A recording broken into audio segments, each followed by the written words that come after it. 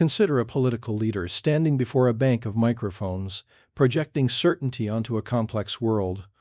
That projected image is not leadership, it is its counterfeit. The news is filled with figures who command through persona, the polished mask of adaptation. True leadership is a psychological condition. It begins inwardly, at the precise point where one becomes capable of bearing contradiction, ambiguity, and profound responsibility without disintegrating. This is not about confidence or charisma. It is an internal order that must exceed external chaos. We see the opposite daily, a figure reacting to crisis with blame, moralizing a complex situation into simple enemies. This is the failure I describe.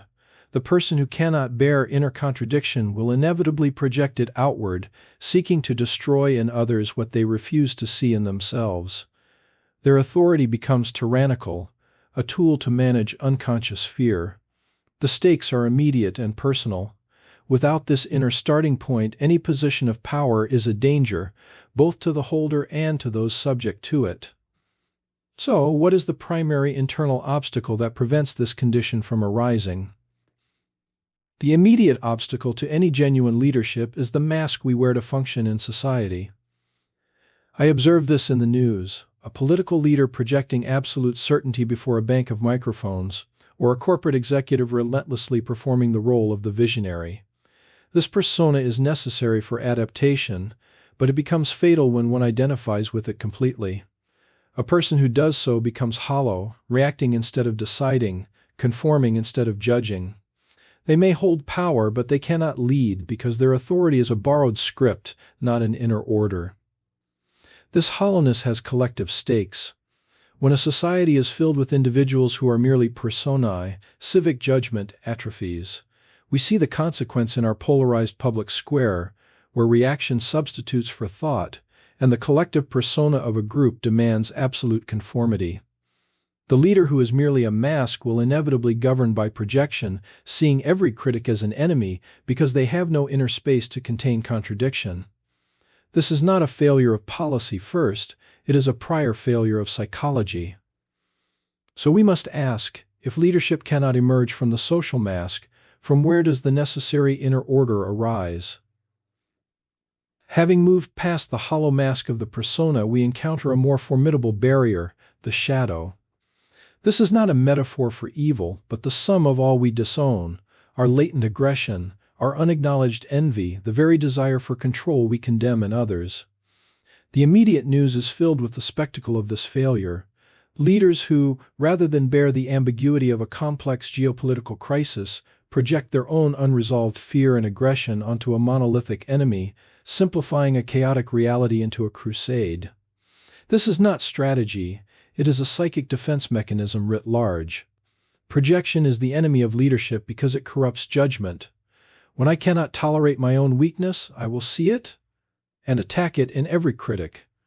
The authority that results is inherently tyrannical, a use of power to manage one's own unconscious fear rather than to create order. You see this dynamic in miniature daily, the reflexive blame placed on a colleague for your own frustration, the compulsive checking of news that feeds a sense of external threat, the emotional numbness that comes from constantly locating the problem out there. We are all tempted to destroy in others what we will not face in ourselves. This is why leadership as a psychological condition emerges only where projection ends. It begins with the sober individual task of reclaiming these projected fragments. The stakes are the difference between a force that dominates and an authority that orients. So we must ask, if this is the pathology of failed power, what does the integrated alternative look like when it meets the world? Therefore, the authority that emerges from an unintegrated self is not leadership but tyranny. We see this in the political arena where leaders, rather than confronting internal contradictions, externalize them. A leader who cannot acknowledge their own capacity for aggression or fear will project it onto rivals or minority groups, seeing in them the very qualities they refuse to recognize in themselves. This is not a conscious strategy, it is a psychological defense. The attempt to destroy the shadow in others is an attempt to annihilate a part of one's own unconscious life, a futile effort to achieve inner peace through outer domination. The unintegrated leader uses power to manage unconscious fear, creating external enemies to avoid an internal confrontation. The collective consequence is a society organized around this projected conflict, where policy and rhetoric become instruments of psychological defense rather than tools for common good. This dynamic explains why so many revolutions merely replace one tyrant with another. The outward structure of power changes, but the inward condition of the leader remains the same, a fragmented self, ruling from a place of fear. The stakes are the freedom and psychological well-being of the collective, which is forced to live inside the leader's unprocessed psyche. To move beyond this, the path is not toward different policies, but toward a different psychological foundation. Leadership requires self-integration, not self-improvement. It demands turning the moralizing gaze inward, bearing the discomfort of one's own contradictions so they are not inflicted upon the world. This raises the essential difficult question: what is the specific discipline required for this inward work? This inner order is not a state of superiority but a demanding discipline. The process of individuation requires a conscious restraint that runs counter to our instinct for external control.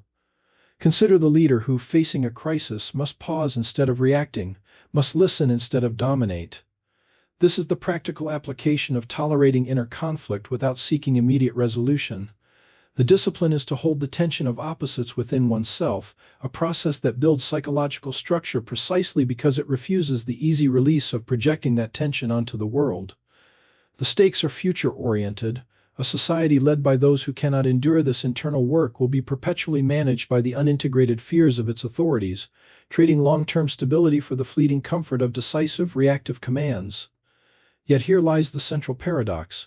The one who develops this inner capacity through such restraint, the one fit to lead, is often the least eager to do so.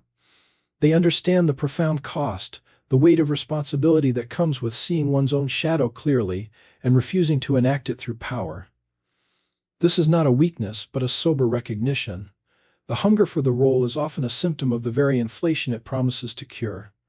Therefore, the authority that emerges from this integrated state is not sought, it accrues.